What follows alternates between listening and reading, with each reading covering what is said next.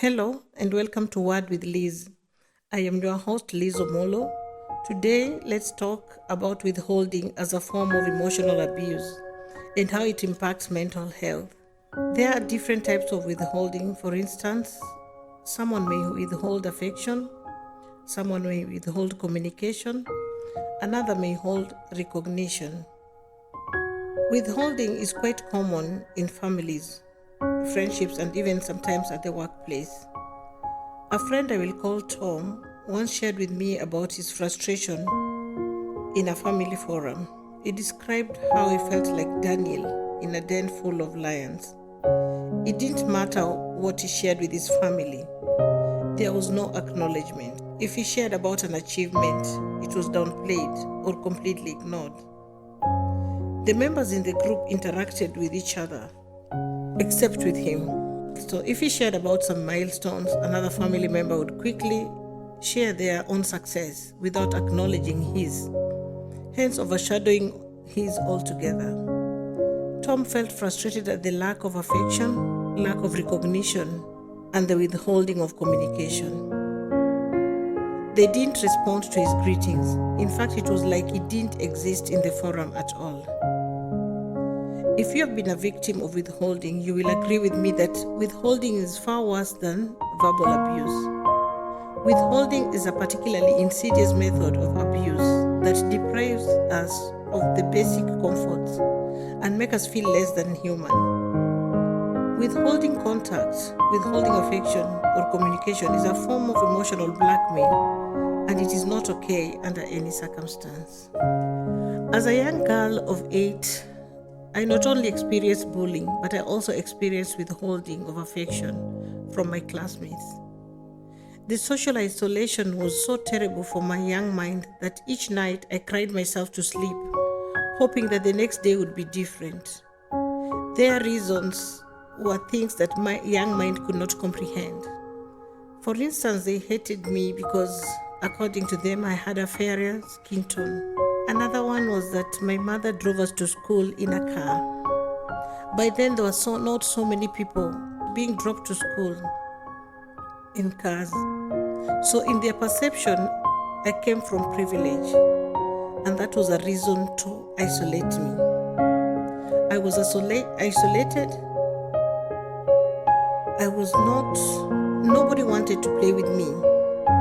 Aside from my sister and one girl who later became my friend, I was such a loner. That kind of rejection and isolation was a terrible thing for an 8-year-old to deal with. Thankfully, I was transferred from that school to a new school. According to psychologists, withholding is typically motivated by two goals. The first is to punish the other person, and the other is to maintain the upper hand. Like other forms of psychological manipulation, these behaviors are not always intentional. Most people who occasionally withhold do so without realizing. Nevertheless, the effects on the targets is very devastating. Jackie recently shared some great news with a close friend, a person they constantly interacted with, both privately and on the platforms. Then the worst happened. Just like that, her friend ghosted her. A friend whom she expected to be happy for her, to clap for her, to congratulate her, suddenly stopped interacting with her. In despair, she called me.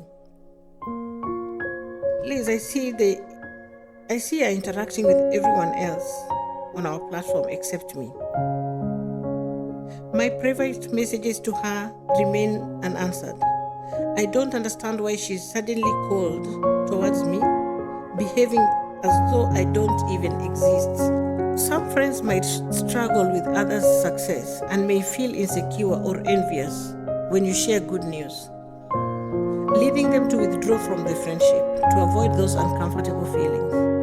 They will begin withholding contact or any form of communication, or even completely end the friendship altogether. If you've been ghosted by a friend, it's normal to feel confused, to feel hurt, even angry.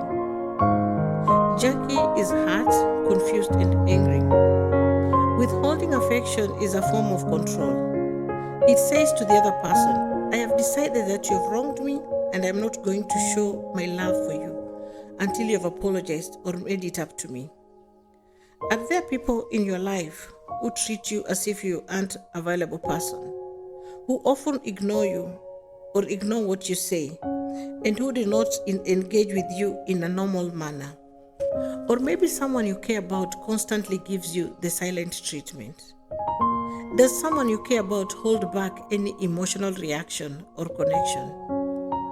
If you have ever felt these things, you might be experiencing withholding, which is the most toxic emotional abuse tactic of all. Many people usually think of withholding as restricted to married couples. The denying of sex and affection, this is just one form of it. True, a spouse who refuses to show affection without an explanation is certainly withholding a valuable and needed aspect of a healthy relationship. The other common and perhaps the most damaging type of withholding is when an individual tries to control or domineer over another person by refusing to authentically communicate. I think of it as adult bullying. There are several ways in which withholding can manifest. For example, rejection. Rejection from another person, more so a family member or someone close, makes us feel that we aren't valued enough because what we say is ignored. Another way is someone isolating us on purpose. Social isolation can leave lingering pain on the brain. Yet another way is someone who minimizes our accomplishments, like in the case of Tom. Similar to gaslighting, withholding makes the victim, or should I say the target, feel as if they are isolated. Just like I felt in school, ignored like Sue and Jackie's case. Withholding can make us feel like we have no control over our lives. One of the reasons that it is so damaging is that you have no power to stop it.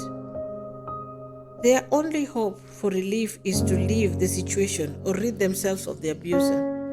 Withholding affection, love, contact can significantly harm mental health. For instance, lack of love and affection can trigger anxiety and depressive symptoms. Feeling unloved or unwanted can erode a person's sense of self-worth, leading to low self-esteem. Since no one else may see or believe you when you say you are being abused in this manner, the emotional distress and lack of emotional support can create a state of chronic stress, which definitely will affect both mental and physical health. Manipulation and emotional abuse, which withholding is, can make a person question their worth, decisions, and even their reality. In the absence of love and affection, someone may experience a lack of social support, which is crucial for mental well-being.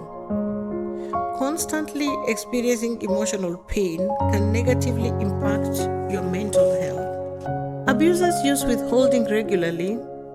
Some withhold to deal with conflicts because they don't know how to handle disagreements in a healthy way.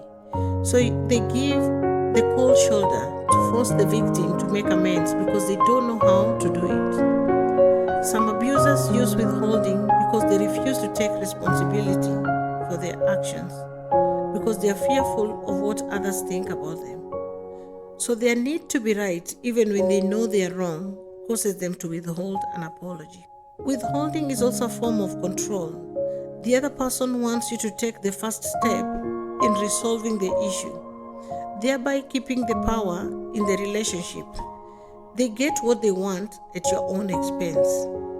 It is also used as a weapon to make you suffer. In the abuser's mind, they believe they are forcing you to behave differently to maintain the relationship. If you are a victim of this kind of abuse, seek a trusted person to validate your feelings and experiences. There are those who will focus on your reaction, but not on the abuse. Better still, consult a therapist who can help you deal with the emotional abuse. If the abuse you're receiving from the emotional withholding is so severe, you may need to leave the situation or cut off the relationship. There are those who are determined to make you suffer from lack of affection, thus maintaining power and control. You're better off without them. Thank you for joining me today. For more topics of this nature, you can subscribe to Word with Liz.